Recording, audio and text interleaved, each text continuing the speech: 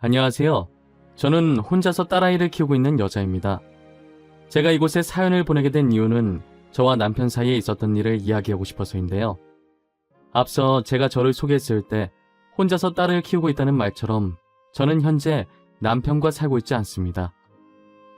남편은 살아생전 제게 잘못한 일이 있었는데 이젠 제게 용서받지 못하는 곳으로 영영 떠나버렸어요. 안타깝게도 저희 애기 아빠는 더 이상 이 세상 사람이 아니거든요. 저는 이렇게나마 남편을 용서하겠다는 마음을 많은 사람들에게 알리고 싶었어요.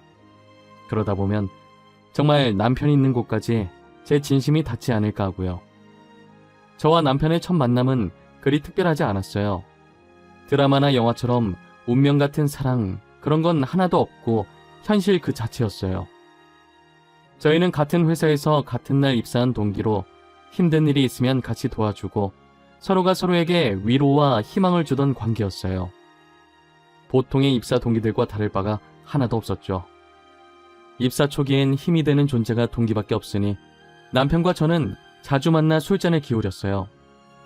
둘이서 만나면 상사도 씹었다가 거래처 사람도 씹었다가 아마 안주보다 상사를 더 많이 씹었을 거예요. 저희는 회사 마치고 둘이서 술 마시러 가는 게 습관이 되었을 정도로 자주 만났었어요. 오늘은 무슨 말을 할까 머릿속에 정리하고 서로 먼저 이야기하려고 시동 걸고 그랬어요. 지금 생각해보면 참 별거 없고 직장인이라면 누구나 하는 행동인데 당시엔 얼마나 재밌고 웃기던지 이야기 꺼내려고 준비하는 서로의 모습을 보고 엄청 웃었어요. 그리고 그날따라 서로가 너무 이뻐 보이고 잘생겨 보이는 거예요. 괜히 심장이 간질간질거리고 빠르게 뛰면서 작은 행동에서 얼굴이 빨개지고 그랬죠. 한번 그러고 나니 그 뒤로도 계속 저희도 모르게 서로한테 신경을 쓰고 있더라고요. 처음엔 내가 저 사람을 왜 이렇게 신경을 쓰고 있지 했는데 얼마 지나지 않아서 제가 남편에게 이성적으로 관심이 있다는 걸 깨달았어요. 여직원들과 있는 모습을 보면 괜히 화가 나고 짜증이 나더라고요. 친구한테 이야기를 하니 저더러 동기를 좋아해서 그런 게 아니냐고 하는 거예요. 저는 손사래까지 치면서 아니라고 했죠. 나 요즘 이상해. 매일같이 퇴근해서 술 마시는 동기 있거든? 근데 내가 요즘 그 동기만 보면 머리 정리하고 있고 옷 정리하고 있다니까? 뭐? 네가? 지금도 앞머리가 어디로 뒤집어졌는지 신경도 안 쓰는 네가? 지금 셔츠 단추 하나가 중간에 풀려있는 것도 모르는 네가? 진짜네? 야, 장난치는 거 아니고 나 진짜 진지하다고. 이렇게 아무렇게나 다녀도 신경 안 쓰는 내가 동기를 신경 쓰고 있다니까? 무슨 말이 필요해? 너가 그 동기 좋아하는 거 같구만. 너도 네 마음 알고 있는 거 아니었어? 그러니까 머리도 신경 쓰고 옷도 신경 쓰는 거겠지. 이걸 입 아프게 내가 다 말해줘야 알아? 에이, 설마. 내가 그 사람을 왜 좋아해? 좋아할 이유가 없잖아. 그렇다고 그 사람한테 반할 상황이 있었던 것도 아닌데. 그건 나도 모르지. 매일 술 먹으면서 정들었나 보지. 너 그 사람이 다른 여직원이랑 있을 때 어때? 막 짜증나고 화나지? 그게 좋아한다는 증거야. 남편이 여직원과 있는 모습을 다시 생각해도 화나는 것이 친구 말이 맞았어요. 저는 남편을 같은 직장 동기로서가 아니라 남자로서 좋아하고 있었어요. 제 감정에 워낙 솔직한 사람이라 제가 남편을 좋아하고 있다는 사실을 알아차리고 거절당하든 말든 남편에게 고백해야겠다는 생각이 들었어요. 저희는 평소처럼 퇴근해서 술을 기울이고 있었고 상사를 씹어대고 있었어요. 하지만 다른 점이 있다면 서로가 서로를 너무 의식하고 있다는 점이었어요. 저는 계속 고백할 타이밍만 보면서 괜히 술잔만 손가락으로 빙글빙글 돌리고 있었어요. 아우, 정신없어. 왜 계속 술잔을 괴롭혀요? 표정도 아까부터 심각해서는. 지금 우리 평소랑 너무 다른 거 알죠? 지금 되게 어색해. 하하하, 그런가? 아닌데? 저 안 심각한데? 평소랑 똑같은데? 저 사실 진혁 씨한테 할 말이 있는데요. 있잖아요. 제가 먼저 말해도 돼요? 저도 오늘 가영 씨한테 할 말이 있거든요. 저 요즘 계속 가영 씨만 보여요. 회사에서도 식당에서도 계속 제 눈에 가영 씨가 들어와요. 남편의 마음이 어떤지 확신이 없어서 제가 먼저 고백하고 빠지려고 했는데 남편도 저와 마음이 같았고 머뭇거리는 저를 보고 용기를 내서 먼저 고백을 하더라고요. 저는 놀라서 들고 있던 술잔을 떨어뜨렸고 술잔은 그대로 깨져버렸어요. 남편은 곧바로 직원들에게 죄송하다고 하고 제가 떨어뜨려 깨진 술잔을 치우고 있더라고요. 깨진 술잔을 다 치우고 다시 자리에 앉으면서 이거 거절이냐고 멋쩍은 듯 웃는 거예요. 저는 그때 너무 당황해서 저도 모르게 엄청 큰 목소리로 아니라고 좋아한다고 말해버렸어요. 당연히 쩌렁쩌렁한 제 목소리에 거기 있던 직원이며 손님이며 다 저희 쪽을 쳐다봤어요. 졸지에 저희는 거기에 있던 사람들에게 축하를 받으며 연인이 되었죠. 그렇게 사내 연애가 시작됐고 연애를 한 지 2년 만에 결혼을 했어요. 누가 더 부유하고 가난하다 할 것 없이 둘 다 비슷한 집안이라 결혼 허락받는 것도 어렵지 않았어요. 양가 부모님들도 다 좋으신 분이라 저희는 친자식처럼 아끼고 사랑해 주셨어요. 그리고 저희는 연인일 때와 부부일 때의 분위기가 다르니 2년간 연애했어도 2년 동안 신혼을 더 즐기다가 아이를 갖기로 했어요. 그 전에 저희는 다니던 회사를 계속 다녔고 2년 후 저는 임신 준비로 회사를 그만두게 되었습니다. 저는 딸아이를 낳고 계속 육아를 하고 있었는데 돌연 남편이 회사를 그만두고 온 거예요.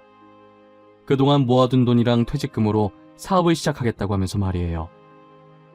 남편이 하는 모든 것에 응원을 하지만 솔직히 사업이라는 게 한 번에 잘 되는 것도 아니고 의지만 있다고 해서 할 수 있는 게 아니기 때문에 반대를 많이 했어요. 하지만 저희 남편은 누구도 못 말리는 똥고집이 있었고 결국 남편 뜻대로 사업을 시작했어요. 구두 사업을 했는데 처음 시작했던 상품 중 하나가 빵 터지면서 정말 운이 좋게 사업에 성공했어요. 그리고 운뿐만이 아니라 남편의 똥고집 덕분에 성공한 것도 없지 않아 있었어요. 인기 절정인 그 제품은 저희 가족도 시댁도 디자인이 별로라고 내놓지 말자고 했던 구두거든요. 남편은 특이하게 생긴 걸수록 더 이목을 집중하고 관심이 가는 법이라고 끝끝내 출시를 하더라고요. 그런데 정말 남편의 말대로 그 구두가 유독 인기가 많은 거예요. 모든 제품을 한정판으로 팔았었는데 그 구두는 3차까지 재판매를 해도 계속 판매 문의가 쏟아져서 남편 브랜드 제품 중 유일하게 한정판이 아닌 구두가 됐어요. 날이 갈수록 매출이 늘어났고 통장에 찍힌 액수를 보고 저희 가족 얼굴엔 웃음꽃이 피었어요. 사람이 갑자기 큰 돈을 만지면 변하게 된다는데 저희는 변함없이 사이가 좋았어요. 남편도 연애할 때랑 마찬가지로 한결같이 저와 딸아이에게 잘했고요. 하지만 제 주변 친구들이 걱정을 많이 하더라고요. 야, 나 좀 걱정돼. 원래 갑자기 큰 돈 만지면 눈 돌아서 사람이 변한다잖아. 너네 남편이 지금은 안 그러지만 나중에라도 변하게 되면 어떡해? 꼭 우리 남편이 변하길 바라는 것 같다. 절대 그럴 일 없어. 우리 그이 연애할 때도 결혼한 지금도 한결같은 사람이야. 나는 그냥 걱정돼서 그러지. 조심해서 나쁠 건 없잖아. 언제 어떻게 변할지 모르는 게 사람 마음인데. 너의 오랜 친구로서 충고하는 거니까 한 귀로 듣고 한 귀로 흘리지 말고 좀 새겨들어. 아이고, 알겠습니다. 그래도 내 걱정해주는 건 너밖에 없다. 고맙다. 친구들은 남편이 언제 변할지 모른다고 늘 의심의 끈을 놓지 말라고 했지만 저는 남편을 믿었어요. 남편은 다른 사람과 다르다는 믿음이 강하게 있었거든요. 절대 변하지 않을 거라고, 어떤 일이 생기든 가정을 지킬 사람이라고 굳게 믿었어요. 10년이 지나서도 남편은 본인보다 저와 딸 생각 먼저 하는 사람이었어요. 그랬던 사람인데 점차 다른 사람이 되어가기 시작했어요. 매일 술에 찌들어서 집에 들어오길래 드디어 올 것이 왔구나 싶었죠. 당신 지금 어디서 뭐 하다가 오는 길이야? 아우, 냄새. 또 술이야? 어? 요즘 왜 계속 술에 취해서 오는 거야? 당신 원래 안 그랬잖아. 나도 술 좀 마실 수도 있지. 가장이 열심히 밖에서 일하고 오는데 겨우 술 마셨다고 이렇게 사람을 잡아? 어? 내가 뭘 그렇게 잘못했는데? 오늘만 마신 거 아니잖아. 요즘 계속 술 퍼마시고 오잖아. 나도 봐주는데 한계가 있어. 한두 번도 아니고 이게 뭐 하는 짓이야? 딸 보는 앞에서 이게 무슨 꼴이냐고. 당신은 쪽팔리지도 않아? 남편은 언젠가부터 계속 술을 퍼마시고 가끔은 외박도 하고 그랬어요. 그런데 이게 점점 정도가 심해지더니 술은 그냥 기본이고 외박도 밥 먹듯이 하더라고요. 이럴 거면 나가서 혼자 살려고 하니까 정말 일주일 동안 집에 안 들어오는 거예요. 근처 모텔에서 지내고 있길래 제가 억지로 집으로 끌고 왔어요. 한 번도 싸운 적 없었던 우리는 이제 싸우지 않는 날이 없게 되었죠. 도대체 요즘 남편이 뭐라고 돌아다니는 건지 알 수가 없었어요. 제가 회사 일에 관여를 안 해서 남편 회사에 아는 직원이 한 명도 없어서 물어보지도 못했어요. 매일 혼자서 손톱만 물어뜯으면서 남편이 귀가하기만을 기다렸죠. 남편은 역시나 술을 마시고 제가 누군지도 못 알아볼 정도 취해서 왔더라고요. 저를 붙잡고 3차 가자고 하는데 어찌나 술 냄새가 나던지 남편 얼굴에 토 안 한 게 다행일 정도였어요.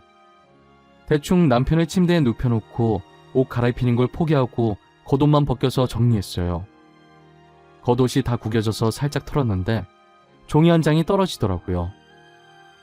펼쳐보니 남편이 술집에 간 영수증인 것 같은데 이게 일반 술집이 아닌 것 같았어요. 그때 머릿속이 번쩍하더니 제 눈이 남편의 핸드폰을 쫓고 있더라고요.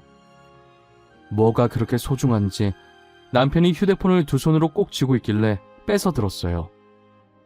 이미 술 취해서 인사불성이라 제가 휴대폰을 뺐는지 뭘 하는지 전혀 몰랐어요. 저는 남편 지문으로 휴대폰 잠금을 해제했고 제일 먼저 메신저를 들어가 봤어요. 사업을 하니 아무래도 연락하는 사람들이 많았는데 의심스러운 사람은 없더라고요. 괜히 의심한 건가 싶어서 다시 남편 손에 휴대폰을 쥐어주려고 했어요. 근데 그 순간 알림음이 들리는데 메신저 창이 잠깐 떴다가 순식간에 사라지더라고요. 제가 얼마 전에 불륜에 관한 내용의 프로그램을 본 적이 있었어요. 거기서 봤던 내용인데 요즘은 비밀 메신저라고 해서 알림이 왔다가 순식간에 사라져서 본인이 직접 따로 그 메신저의 잠금을 해제하고 확인을 해야 한다더라고요. 저도 TV로만 봤지 실제로 목격하게 될 줄은 꿈에도 몰랐어요. 하지만 제가 비밀번호를 몰라 그 메신저 잠금을 풀어볼 수가 없었죠. 저는 남편 겉옷에서 떨어졌던 영수증을 몰래 챙겨서 그 술집에 찾아가 보기로 했어요. 매일 술을 마시고 오니까 다음날에도 분명히 갈 거라고 예상했어요. 그래서 다음날 저녁에 찾아가 보니 역시나 남편이 거기서 술을 마시고 있더라고요. 옆에 여자 하나 앉혀놓고 둘이서 술잔을 기울이고 있는 거예요. 그 모습을 보는데 예전 저희 모습을 보는 것 같아서 너무 화가 났어요.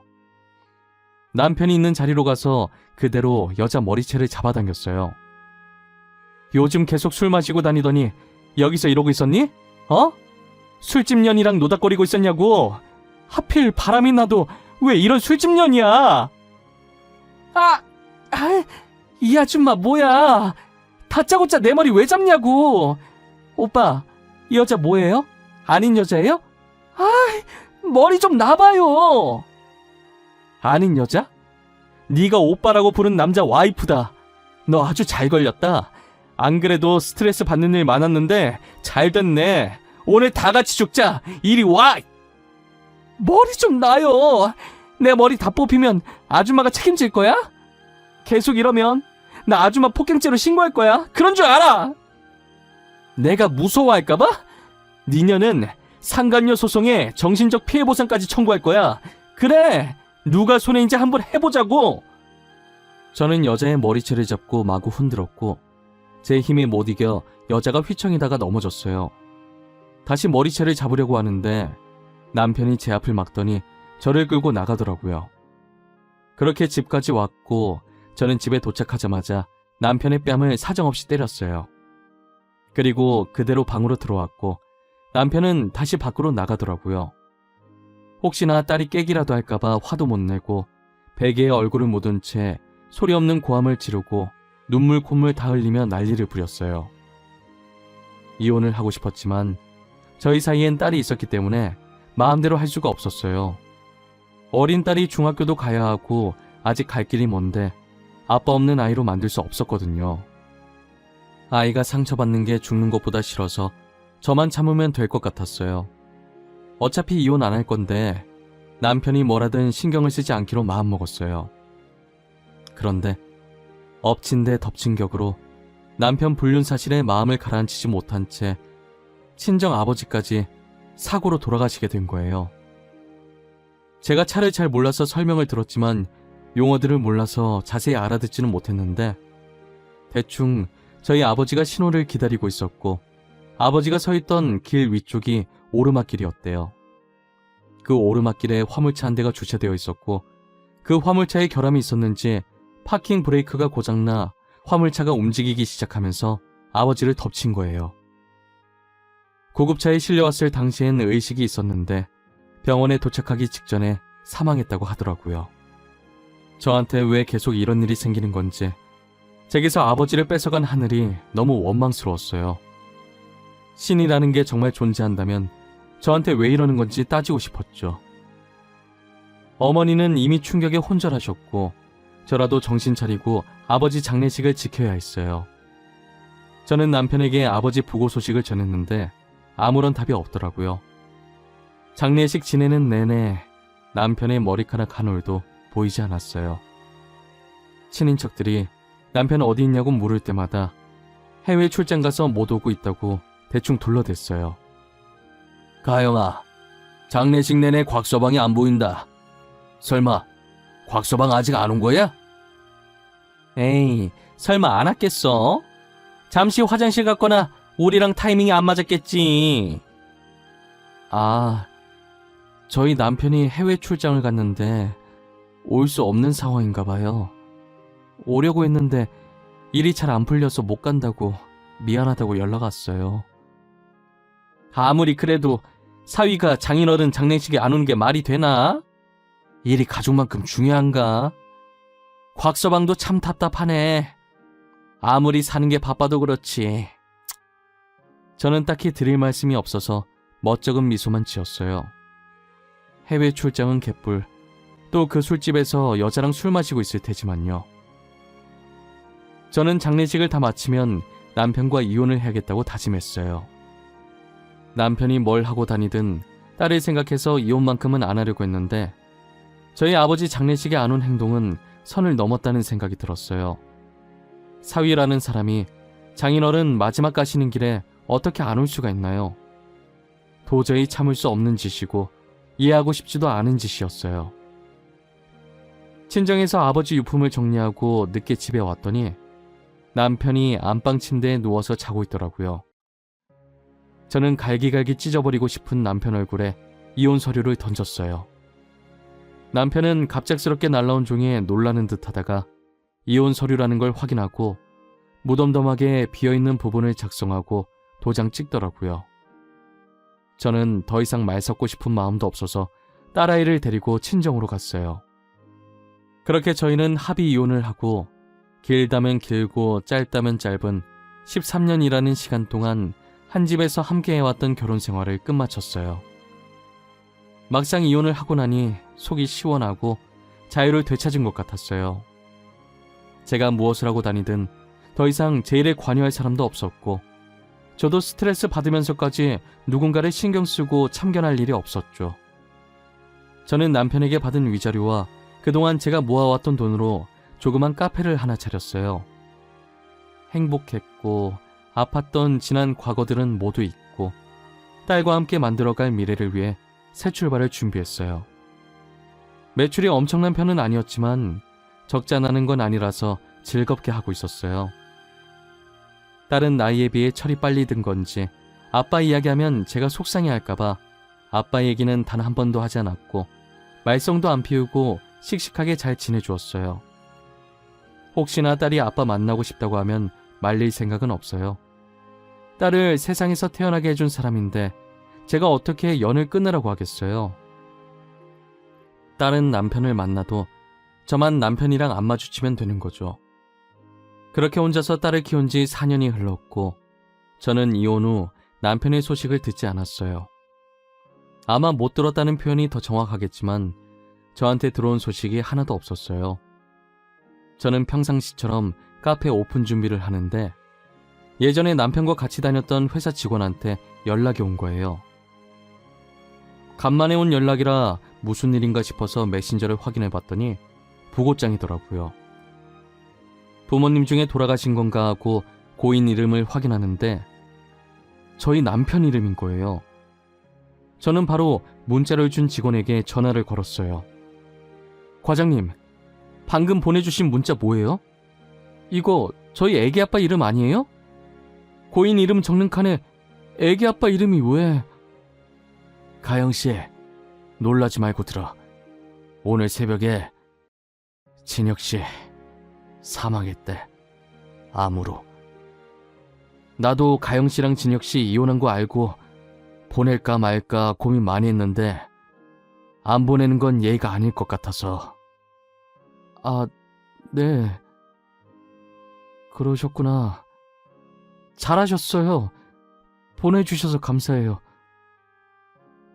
인사가 늦은 것 같은데 잘 지내세요? 나야 뭐 똑같지. 여전히 회사 잘 다니고. 에휴, 이런 일로 연락하게 될 줄은 몰랐는데 미안해. 이혼한 사이긴 하지만 그래도 애 아빠니까 잠깐 들렀다가 나도 퇴근하고 들러야겠네. 알겠어요. 알려주셔서 진짜 감사해요. 다음에 시간 되면 한번 봬요. 고인이 정말 애기 아빠가 맞았고 새벽에 암으로 세상을 떴다더라고요. 저는 놀라서 일이 손에 잡히지 않았고 다른 직원에게 부탁하고 집으로 돌아왔어요. 4년 만에 듣는 소식이 부고 소식이라니 너무 충격이었어요. 남편 장례식장에 가야 하나 말아야 하나 고민을 엄청 많이 했어요. 솔직히 아버지 장례식에 안 온 게 괘씸해서 안 가고 싶은 마음이 컸거든요. 그런데 과장님 말처럼 애기 아빠고 같이 산 세월이 있는데 안 가는 건 인간의 도리가 아닌 것 같더라고요. 저는 딸의 학교에 전화해서 담임 선생님께 사정을 설명드린 뒤 조퇴를 시켰고 딸이 집에 들어오자마자 검정 옷으로 바꿔 입히고 장례식장으로 향했어요. 아직 낮이라 퇴근 시간이 아니다 보니 사람이 별로 없고 한적하더라고요. 시어머니는 저희를 발견하고는 와줘서 고맙다고 조심스럽게 끌어안아 주었어요. 보조금 넣고 절만하고 나오려고 했는데 시댁 식구들이 밥이라도 먹고 가라고 저희를 붙잡는 거예요. 딸도 배고프다고 먹고 가자고 해서 억지로 앉아서 밥을 먹고 있었어요. 딸은 정말 배고팠는지 제 것까지 해서 밥을 2그릇이나 먹더라고요. 저는 도저히 목구멍으로 밥이 안 넘어가서 한 숟가락밖에 먹질 못했어요. 딸에게 국을 조금 더 주려고 그릇을 들고 일어났는데 누군가 저를 찾더라고요. 입구로 나가보니 배달원 한 분이 꽃바구니를 들고 서 있는 거예요. 저를 왜 찾냐고 하니 남편이 제게 보냈다고 하면서 받으라고 하시더라고요. 남편 죽었는데 어떻게 보냈냐고 했더니 배달원은 자신도 그것까진 모른다고 했어요. 저는 형형색색의 꽃바구니를 들고 들어왔어요. 제가 들고 있는 꽃바구니를 보더니 저마다 한마디씩 하더라고요. 장례식장에 저 꽃은 좀 아니지 않아? 알록달록한 게 여기랑 전혀 안 어울리는데 무슨 생각으로 여기서 저런 꽃 배달을 받은 거래? 죽은 남편이 보냈다잖아. 그게 가능한 일인가? 죽은 사람이 배달을 어떻게 보내? 사람이 언제 죽을지도 모르는데 자기 죽을 날 알고 미리 주문한 건 아닐 테고. 누가 장난친 거 아니야? 남의 장례식장에 엿먹으라는 것도 아니고 뭐 하는 짓이람? 저건 죽은 사람한테 예의가 아니지. 안 그래? 사람들은 꽃바구니를 가리키면서 수근수근거렸고 저는 당황해서 어쩔 줄 몰라 하고 있었어요. 그런데 딸아이가 꽃바구니를 유심히 보다가 꽃 사이에 껴있던 편지를 꺼내더라고요. 편지 봉투에 제 이름이 적혀있는데 남편의 글씨체가 맞았어요. 저는 조심스럽게 봉투에서 편지를 꺼내 보았어요. 남편의 글씨체가 한 장 가득 빽빽하게 적혀 있더라고요. 남편이 뭐라고 쓴 건지 내용을 찬찬히 읽어보고 저는 입을 틀어막고 울었어요. 남편이 변하기 시작했을 때 남편 회사가 위태로웠었더라고요. 저는 회사 일에 전혀 관여를 안 해서 몰랐었어요. 혹시나 회사가 망하면 빚덩이에 앉게 될 텐데 저한테까지 피해갈까봐 그 전에 저와 이혼하려고 일부러 바람피고 저희 아버지 장례식장에도 나타나지 않은 것이었어요. 그래도 마지막 가시는 길을 봤다고 하더라고요. 저희가 낙골당으로 갈 때 몰래 뒤에 따라와서 저희가 간 뒤 아버지께 인사를 하고 갔대요. 그리고 딸은 남편이 저와 왜 이혼을 하려고 했는지 알고 있었고 저한테 말하려고 했지만 남편이 신신당부하는 바람에 말을 못했다고 하더라고요. 저와 이혼한 뒤 딸이랑 간간히 연락하고 지냈었는데 암에 걸리는 바람에 딸이 알면 제 귀에 들어갈 것이고 짐이 될 것 같아서 딸이랑도 연락을 끊었대요. 그리고 죽기 전날 쓴 편지인지 내일 아버지께 가면 제대로 사과해야겠다고 장례식장 못 가서 죄송하고 저를 끝까지 못 지켜줘서 죄송하다고 빌겠다고 적혀 있었어요. 엄마, 내가 미안해.